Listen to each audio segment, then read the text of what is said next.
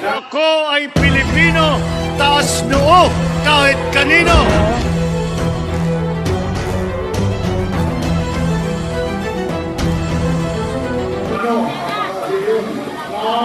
Magiging akin ako ng mga ekonomiya, hindi lamang sa probinsya ng Bulacan, hindi lamang sa Riyon, ngunit sa buong Pilipinas. Nagpapagawa rin po tayo ng tinatawag na farm to market road, mga post-harvest facility, mga makinalya nyo para sa ating mga pagsasaka, mga tractor po, mga dryer, mga milling machine. Lahat po yan ay ginagawa po natin para ay matiyak natin ang ating mga pagsasaka ay maganda ang kanilang hanap buhay. Salamat po kay Kaiser. Magandang gabi po. Salamat.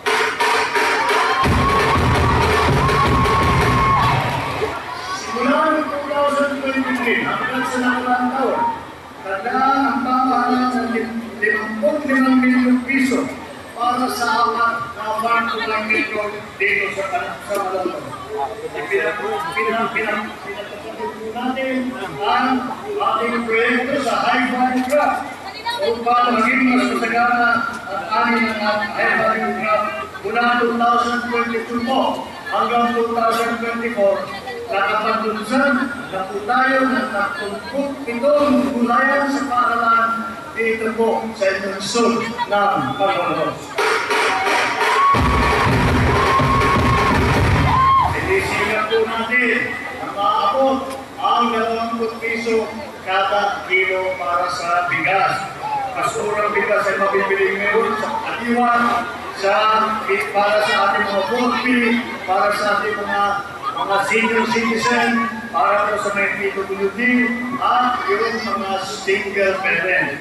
Sa dulo ng mga LGU po, ibubuo po natin ang programa ito para ang ating hangarin na ang pamamayin ng presyo ng bigas ng 20 piso kada kilo ay maaabot na rin natin.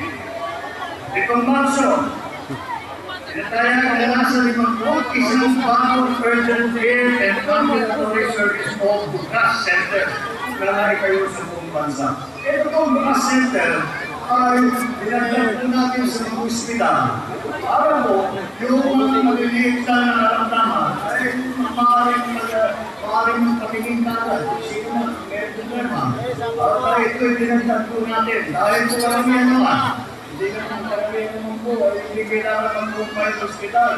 Kaya naman, nasa kiling lang, tatay ng sugat, o yung bagay ng paa, o isang maranganak, lahat ng yan, may tayo naman yung ating mga BUCAS Center. Kaya, hindi natin ang mararamihin. Dito po sa inyo, nagpapasa tayo, nagtatayo ng BUCAS Center na yan. Salamat po, State Sniper. Salamat po sa iyong Ipinagdan natin ang North-South Commuter Railway North 1. Isa itong 30 kilometro na railway line. Kukonekta sa lungsod ng Malolos, papuntang Tutuban sa Maynila. Sa kasalukuyan, mahigit pag-isutuan sa sentro na Dami nyo po, dahil na isang sako. siguro ng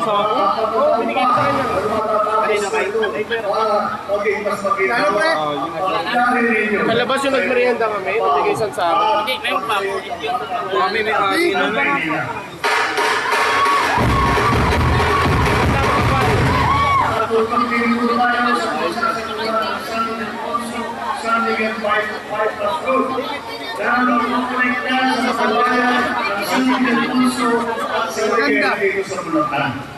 Bahagi ang pinito nito sa pagpapakawin ng Laminate Bypass Road. Sa ngayon, inamin na nasa 70% na 77% na ang nagawa. Ay matatapos natin siyempre sa taong ito. Sa tulong ng mga reformo ito, mapapawasan ang luras at biyahe ng mga Pilipino. Marami na kayo para sarili at pantagin ng mga pamilya. Kaya naman po, ay Ay, marami po rin simula pa. Ito mga kalaking proyekto, hindi ko na yun nakatapos ito isang taon. Eh, ito, makakalang po, dahil mga kalaking proyekto na nakakatulong talaga. Kaya, ayun kami, ayun na magpapulong sa mga programa ng pamamagitan. At kailangan po natin.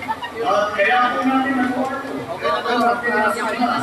Ay dahil po, ay tayo po ay tinutulungan ang ating mga kongresman ang lalo-lalo na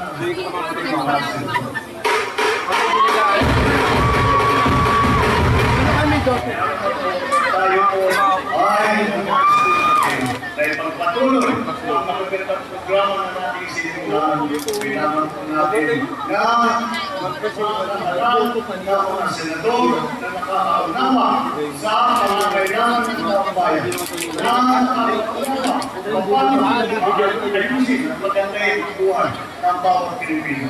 Kaya po, ako po, kaya kami papasalamat sa inyong lahat na ngayon nakarating ngayong gabi.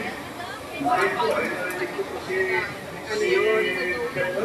Senator Pedro Apalos. Maraming salamat. At kayo'y naiwan dito. Pwede. Kasi rin yung magiging tayo. Pwede. Bawal ang mga ganito yung magsuot. Oo, yan. Pwede ka mag-grab tayo. Joy! Ano? Meron ba sila? Kaya naman ako yung papasalamat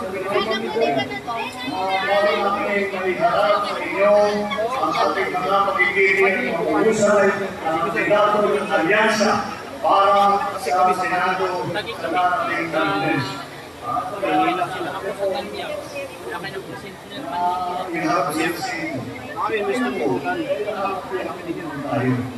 Tayo naghahanap ng mga kasama. Tayo naghahanap ng ating mga tutulong para sa ating mga programa. Ay hinahanap po natin yung mga pinagpapagulay. Kung iisa-isa ang kunin nyo, ay mga sikat na po yan. Pinagsama-sama po natin kasi na ang maging tigil ng alyansa. Kaya mga kaigat mga bigatin po nito. Ay masasabi natin, sila talaga ang pinakamagaling na senador na kandidato sa halalan na ito. Narinig nyo na po, ang kanilang pati.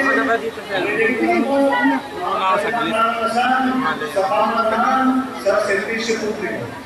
Narinig nyo na rin po, ang kanilang mga hangarin at kinanais na gawin para tulungan ang ating mga kababayan. Sino ba ito? Saan pa ng dating? Tingnan po natin. Karamihan po sa kanila. Ay, pinagkakaroon Senado.